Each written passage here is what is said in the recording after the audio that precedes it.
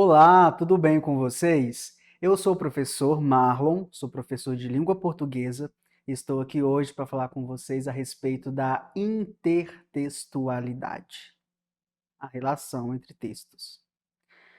Bem, essa palavra é grande, né? Mas é tranquila de ser compreendida. Então, nós vamos refletir a respeito do que é isso, como os textos se relacionam. Então, antes de falarmos sobre esse conceito, vamos relembrar um pouquinho o que é o texto. Texto é o produto final de toda enunciação, feita em que linguagem for. Por exemplo, gráfico, pintura, filme, escultura, poema. E o texto verbal é uma unidade linguística concreta, percebida pela audição, no caso da fala, ou pela visão, no caso da escrita, que tem unidade de sentido e intencionalidade discursiva.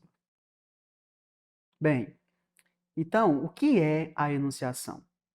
É o ato de fala, de produção de discurso. Agora, enquanto eu falo com vocês, eu estou em um processo de enunciação. Quando eu terminar essa aula, ela já estará totalmente concluída, portanto, já terei um enunciado, um texto. Então vejam que um texto é muito mais do que um conjunto de palavras escritas. A minha fala pode ser um texto, assim como uma pintura pode ser um texto, assim como um desenho, um filme podem ser textos. Agora, o texto verbal é quando ele utiliza justamente a palavra. E aí isso pode acontecer de maneira escrita ou de maneira falada. Portanto, a intertextualidade acontece quando um determinado texto faz referência a outro, ou faz referência a uma situação ou a algum acontecimento pré-existente. Essa referência, ela pode acontecer de duas formas: explícita ou também de forma implícita. Ou seja, ela pode aparecer escrita no texto ou subentendida nas entrelinhas dele. Em resumo, é o diálogo entre textos. Então perceba, quando eu escrevo, por exemplo, um texto, eu posso fazer referência a qualquer outro texto, inclusive a imagens, a músicas, por exemplo. Vamos ver então esses dois tipos de intertextualidade. Primeiro, a intertextualidade explícita. Ela é clara e fácil de ser identificada pelo leitor. Estabelece, portanto, uma relação direta com o texto original, ou seja, aquele em que o autor usou para se inspirar para fazer outro texto, para fazer referência, portanto. O leitor, nesse caso, não precisa fazer tanto esforço para encontrar os elementos do texto base. Então, não exige muito conhecimento prévio a respeito daquele conteúdo. Vamos observar, por exemplo, a seguir, um exemplo de intertextualidade explícita. Quando você vê essa imagem, imediatamente você lembra de quê? Eu acho que consegui te entender daqui. Se você pensou na situação atual que estamos vivendo, essa pandemia por conta do Covid, e também lembrou de um desenho, de uma história do Pequeno Príncipe, você acertou. Aqui nós temos de maneira muito explícita essa relação entre esse discurso que nós temos a imagem do vírus, do coronavírus, aliada ao desenho do Pequeno Príncipe. O Pequeno Príncipe é um clássico universal, uma história conhecida no mundo todo. Então aqui a relação entre esses dois textos é imediata, é, portanto, explícita. Agora vejamos a intertextualidade implícita.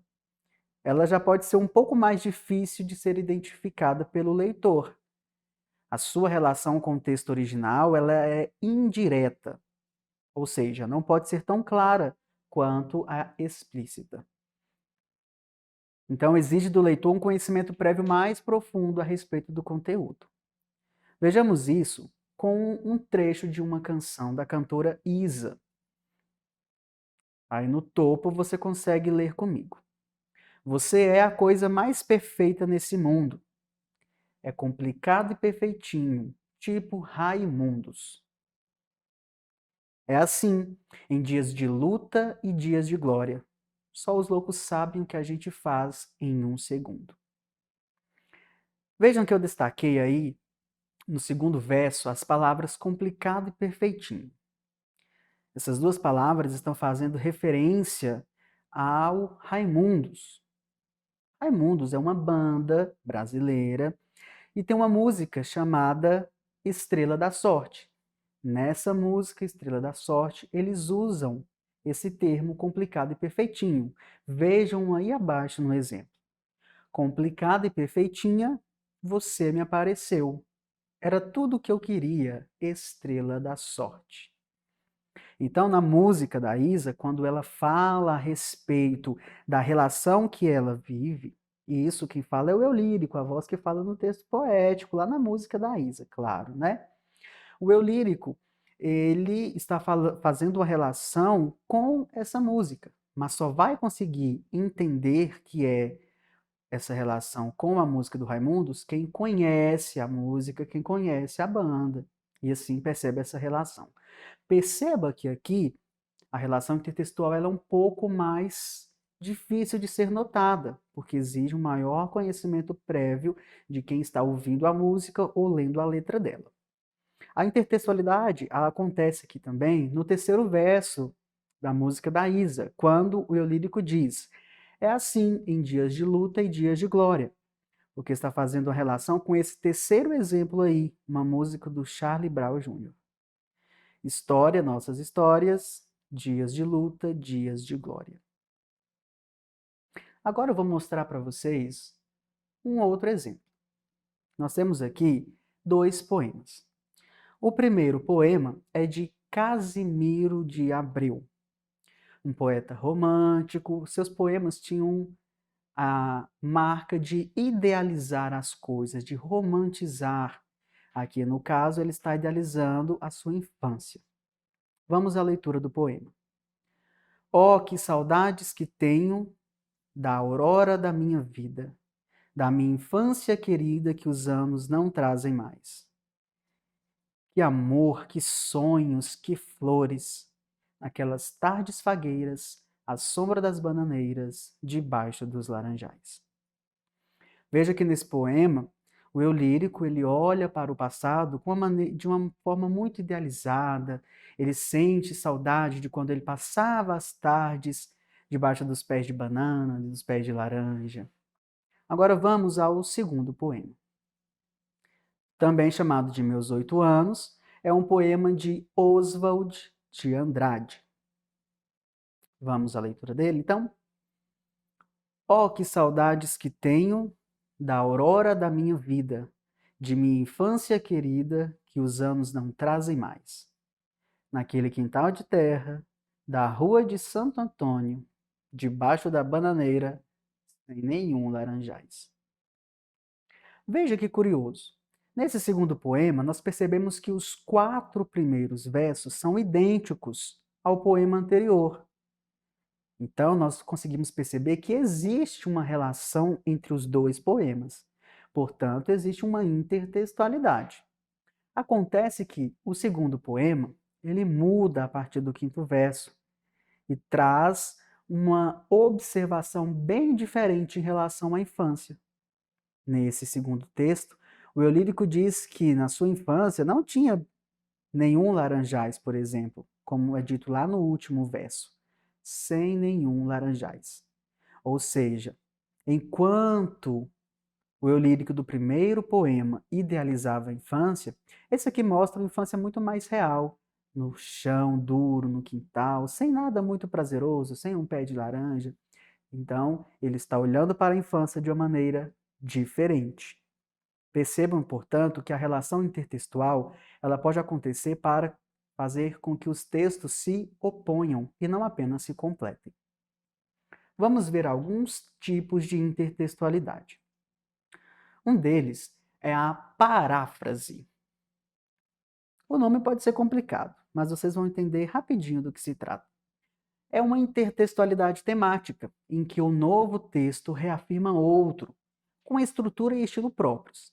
Sabe quando você lê um conceito e em seguida tenta explicar esse conceito que acabou de ler e você usa as mesmas palavras, tenta mudar outras? Isso é fazer paráfrase. Um outro tipo de intertextualidade é a referência, também chamada de alusão. O que é isso? É o emprego de características secundárias do texto-fonte, em que o novo texto sugere alguma interpretação, alude a algum acontecimento ou alguma personagem. Quando você menciona alguma outra coisa, faz referência a algo que já foi dito anteriormente, em um outro texto. Já já nós vamos ver exemplos disso, tá bom? E por fim, a paródia. Ela ocorre quando há alteração temática de um texto base, recorrendo à ironia, por exemplo.